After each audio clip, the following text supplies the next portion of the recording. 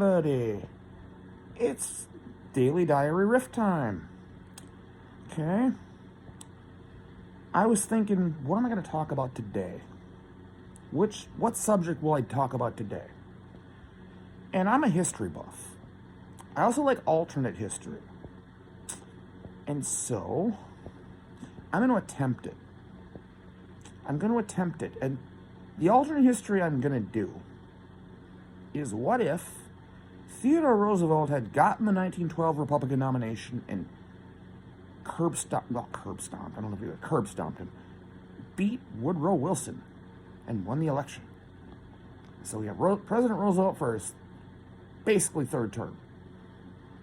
What would have happened? Well, we got to get some background here. Because obviously, for those that don't know, and most of you will, again, I'm doing this video assuming I'm talking to people who are big history buffs, like me. Like when I do a Beatles video, I'm assuming it's Beatles fans. I'm just playing to a friendly audience, is what I'm assuming. Not that any of you will ever see this. Because it's a little embarrassing. Yeah. I'm doing this for me. I just enjoy it. If anybody ever sees any of these, there's some that I'm not too upset with, but, I'm usually drunk. And so, I'm not too bad today, though. I'm not slurring much. Anyway, though, let's move on. Okay. So, Theodore Roosevelt, of course, was president from 1901 to 1909. He took over. He was William McKinley's vice president when he was assassinated, so he took over. And then in 1904, even though he was a progressive and the Republican establishment basically despised him, he had no choice. They had no choice but to let him to nominate him. I mean, the people would have rioted. I think he was that popular with the American public. So they let him win. They let him get nominated. Of course, he curb stomps Alton B. Parker, a federal judge, by the way. I don't know what the hell that was. Didn't they have anybody else? I've always wondered about that. Didn't they have a senator or governor or something somewhere that at least would have had more name recognition than that guy? I don't know. Anyway, Roosevelt wins, goes on, busts more trusts, does some other stuff, and all the while, he had said when he got elected in 1904 that this, I'm not going to run again. I'm not running again. This is my, I'm not running in 1908. I don't think he promised to never run again. It comes up later. But he basically made it sound that way, And so he does his second term there, and then towards the end of it, he has to look he wants to pick a successor to him. And his buddy, William Howard Taft, and they were buddies. They were BFFs, man. And Taft, Roosevelt thing is quite progressive. But he has the veneer of a conservative. He might fly with the Republican establishment. And he does, they nominate him. They nominate Taft. And he beats William Jennings Bryan, who by this time is a punching bag. I mean, this is his third time. 3-time loser. The only one ever, I think. Unless Henry Clay lost 3 times. But anyway. 3-time loser. I mean, and each one gets worse than the last. He picked the wrong election to run in, if you ask me. Like, if he had run in what am I trying to say? Hell, if he had run in 1912, he'd have won. I mean, he would have. He would have won the election against the divided Republicans, is what I'm getting to. I gotta go through the real history first to get to 1912, so we can change it. So anyway, Roosevelt leaves office, wishes Taft the best of luck, blah, blah, blah.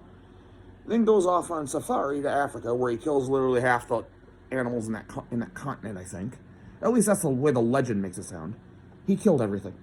And that takes a long time. And then he goes to Europe and tours with the crowned heads, and there are a ton of them then. This is before World War I. There's still a lot of monarchies in Europe. He sees the Kaiser of Germany and the King of England and all that. All of it. All of them. And then he gets home. And he had started seeing dispatches from home that Taft is not following your progressive agenda like you would like. Taft is not playing the game the way you played it. And he gets home and starts realizing that, yeah, that's true. And he slowly, remember, these guys are friends now. He starts slowly getting madder and madder at William Howard Taft. And his other friends are telling him, look, man, they didn't say man, because you didn't do that. Look, sir, you got to run again. We need you. We don't want 4 more years of this guy. We need you. We need you again. And he would tell them, well, I told them I wouldn't run again. Yeah, you said in 1908. You didn't, it's like saying, I don't want another cup of coffee. But you'll want one the next day, right? Well, same thing. And he gives that speech later when he does his My Hat is in the Ring speech, basically. Yeah. So, he decides, and this saddened Taft. I mean, he starts openly criticizing Taft in the media. And it saddens him, because they were friends, remember? And Taft, of course, who didn't really like being president anyway, wasn't his thing. He wanted to be a Supreme Court justice. But his wife basically talked him into running for president, because she wanted that. And you got to listen to your wife. At least that's as far as from what I know. I'm not married and haven't been. But yeah. And so the election starts getting closer, and Theodore Roosevelt announces, my hat is in the ring, I'm running. I'm going to run again for the Republican nomination. But the Republican Party hates him, or the establishment hates him. The people who really hold the reins of that party hate him. He was already too radical for them to begin with. And the things he's suggesting, and he's campaigning on his own. He's campaigning, in his own right, which is it's a pretty new thing still for people to be doing that. I mean, the most anybody had ever done before was like give speeches at their own house, front porch campaigns. Like William McKinley did that. But he's going out, man. He's going out on the hustings. He's doing it. And these speeches, the Republican establishment does not like what they hear. Now, you should know that back then, primaries were not much of a thing. There weren't a lot. There were a handful. I mean, New Hampshire didn't even exist yet, the primary. But there were a few primaries. They were mainly popularity contests. They weren't very binding either. I think like Ohio was, they probably had their own state convention that actually decided who the delegates were going to be. This was just kind of a popularity contest. Every one of those that Roosevelt entered, and there were like 5 or 6, he absolutely obliterated Taft. The people wanted him. The people wanted Roosevelt. They loved him. But then you get to the convention, which is where the nomination was going to be decided. It was back then. It wasn't a rubber stamp. Although this one ended up being that, because the establishment would not allow Roosevelt to win. There's no way. So it was basically a steamroller, and that was what they chanted.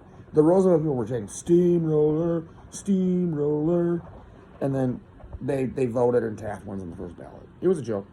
Roosevelt was the choice of the party, of the rank and file. He should have won it. But President Taft, was more acceptable to the party bosses, and so he got it. My question is, and this is where I change history, what if Roosevelt, I'm trying to think of how this would have happened, had somehow convinced Taft not to run? I don't know. Done it in a friendlier way, maybe. Like, let's say Taft tells Roosevelt when he gets back from Europe and all that, look, man, thank you for the job and all. I don't want it. This is hard. And it was hard for him. He hated it. Look, I will support you. I'll put my full weight behind you if you run. You run this time. I will put my support behind you as the president. I have a bit of a, like you always said, the bully pulpit. I'll put that behind you. I'll get the party bosses to acquiesce to that. It won't be easy, but I'll do it. Let's say that happened somehow. I don't know how that would happen, but let's say that it did. And Roosevelt gets nominated on the first ballot. And I think he destroys Woodrow Wilson personally. Now, I hope he does, because Woodrow Wilson's reprehensible as a human being, in my opinion, let alone as a president. He didn't do much good. Oh God, some of the things he did. I don't want to go into it. I'm not vlogging through history. I'm not gonna spend a half hour ripping Woodrow Wilson, because I could, but I'm not gonna do it. Instead, I'm gonna focus on this alternate. So Roosevelt wins in November. He's president again. Third term. First one ever to get 3 terms. I mean, technically it's 2 terms plus one, unfinished McKinley term, but 3 terms. And I'm not gonna go into huge detail here. What are some of the bullet points? Does he go back to trust busting? I suppose he does. He tries to bust more trusts. Say that fast. I don't know which ones. I'm doing this off the top of my head. But I'm sure there's stuff. My main thought, though, is World War I, the Great War. I'm guessing what happened in the U.S. wouldn't change anything that happened in Europe.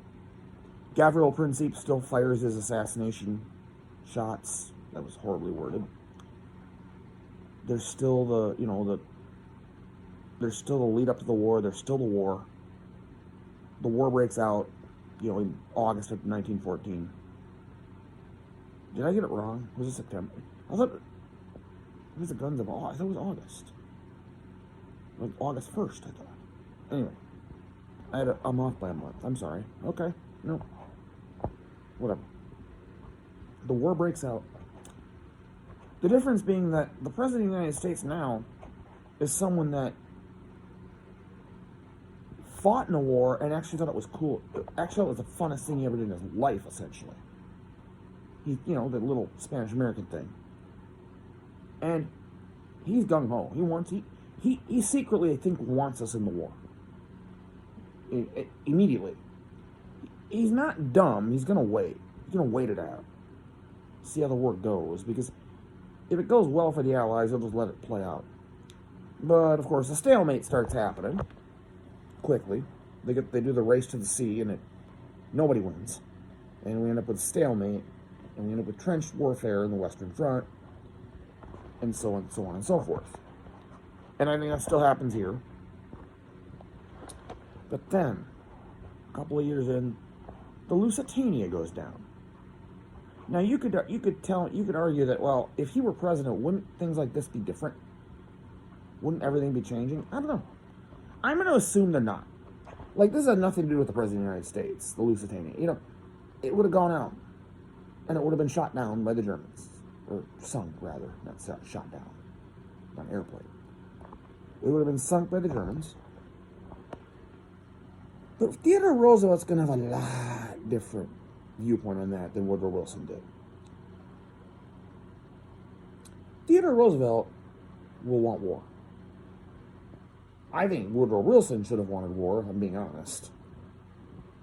I think Roosevelt's correct here. He wants war, so he goes to war. And it doesn't go real well. We get to war. It takes a year or so to get us all over there, so like 1916, which happens to be an election year, by the way. And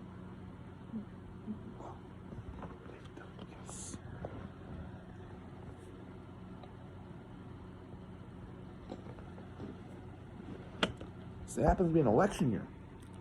And yeah. It basically doesn't change much. Us being there changes maybe a little. Maybe the line moves a little. But we really don't change much because Germany, I don't know. I really don't know what would have happened. I'm just doing a thought exercise here. And I wonder, would Roosevelt run in 1916? Because that's when this is all happening. I assume that he would have tried. I mean, there's a scenario in, what's that game called?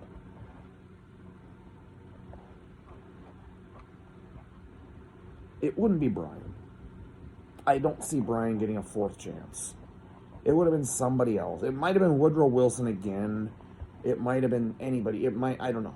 It would have been somebody different. And it would have been tough if the war's not going well. if the war is going well, Roosevelt probably wins again. They finish the war. It probably finishes a little faster, let's be honest, because we're there. I mean, it does make a little bit of a difference. And then, I don't know, he retires after that term and probably lives longer because he didn't go to Brazil and get those diseases that he got. He probably lives longer. He probably lives in the 1930s or something. But he's never, he's out of politics. He's done. So I don't know. It's a very basic alternate history, and I apologize for the basicness of it. It was more of a history lesson than an alternate history. I wanted to riff on it. And as always, I'm going to finish this video by saying, out.